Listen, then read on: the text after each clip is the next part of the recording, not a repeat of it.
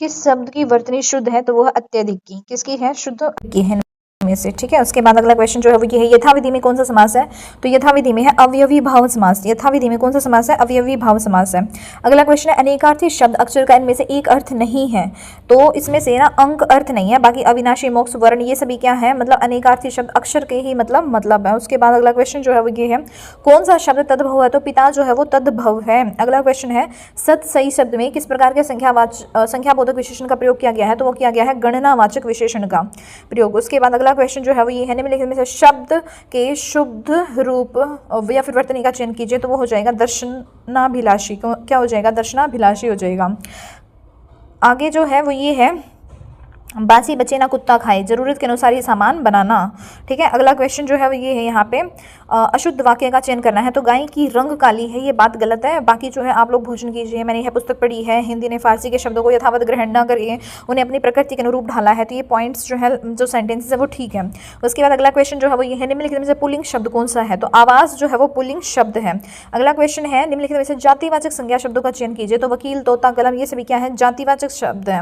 अगला है कि थाती के सही अर्थ भेद का चयन कीजिए, तो थाती स्थिरता, और ये थाती जो है वो धरोहर हो जाएगा, ठीक है। उसके बाद अगला क्वेश्चन जो है वो ये है, जयंत मैदान में खेल रहा है, इसमें क्रिया विशेषण क्या है? स्थानवाचक क्रिया विशेषण है। अगला क्वेश्चन जो है वो ये है, यहाँ पे आज तुमने मुझे वह उपहार दिया है जिसे कभी भुलाया ना जा सके, तो ये क्या है?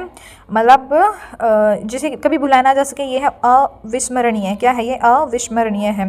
रोटी कमाना मुहावरे का मतलब क्या होता है? जीविकोपार्जन करना। क्या होता है? जीविकोपार्जन करना।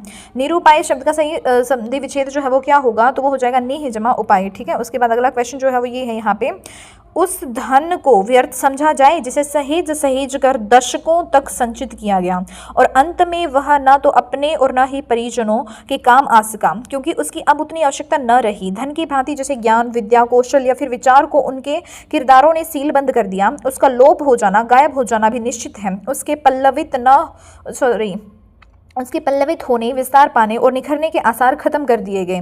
नैतिक दृष्टि से ऐसे किरदारों को अपराधी या फिर क्या कहेंगे, मानवता विरोधी कहना अनुचित ना होगा, क्योंकि प्रकृति के दिए गुणों का लाभ जरूरतमंदों तक नहीं पहुंचाया गया। सही ज्ञान वही है जिसका उपयोग समाज के हित में किया जा सके। सेवानिवृत्ति या कारोबार को तिलांजलि देने के बाद बिस्तर पकड़ लेने वाले आराम परस्त व्यक्ति नीरस, उत्साह विहीन, मशीनी जीवन बिताने को अभिशप्त इसलिए होते हैं क्योंकि वह बांटने के लायक ज्ञान, अनुभव और हुनर स्वयं तक सीमित रखते हैं।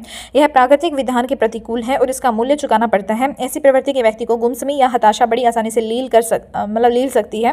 समाज से सायास दूरी बनाने का मतलब होता है अलग थलग पढ़कर मन से बीमार होना, ठीक है। अब इससे बेसिस पे जो क्वेश्चन पूछे गए हैं वो ये हैं कि किन व्यक्तियों का जीवन नीरस और उत्साह विहीन होता है, जो अपने हुनर को स्वयं तक सीमित रखते हैं।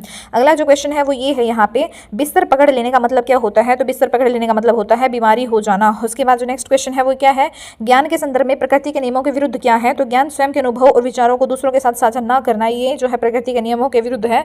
बाकी जो प्रकृति के नियम के अनुसार है वो ये है, दूसरों की भलाई के लिए ज्ञान का प्रयोग करना चाहिए, स्वयं के अनुभव और विचारों को प्रोत्साहित करना चाहिए, स्वयं के अनुभव और विचारों से लाभान्वित होना चाहिए। उसके बाद अगला क्वेश्चन जो है वो ये है, सेवानिवृत्त का समास विग्रह जो है वो क्या है, तो सेवा से निवृत्त